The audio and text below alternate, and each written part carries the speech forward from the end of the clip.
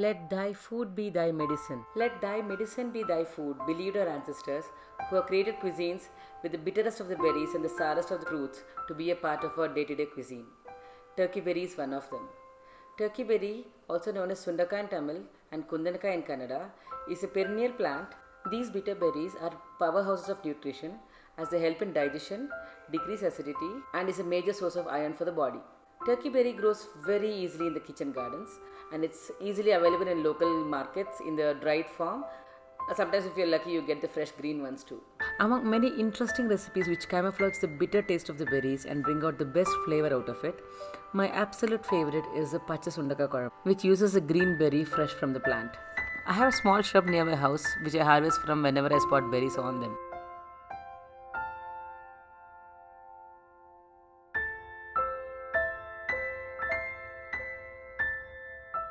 These turkey berries, when crushed, release the flavor and the seeds within them into the food, making it a lot more nutritious and flavorful.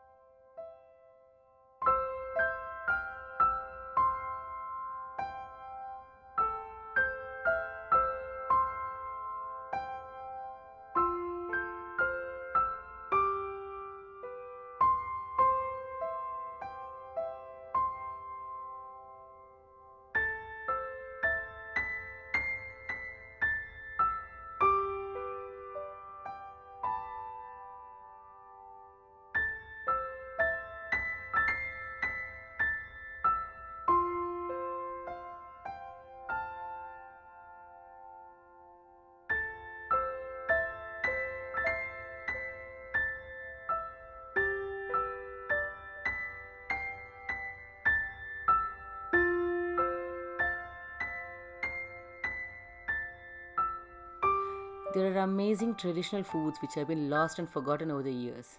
If you want to be reminded of all of them, do subscribe to our channel Naturally Hema and check out our blog naturallyhema.com. Thank you.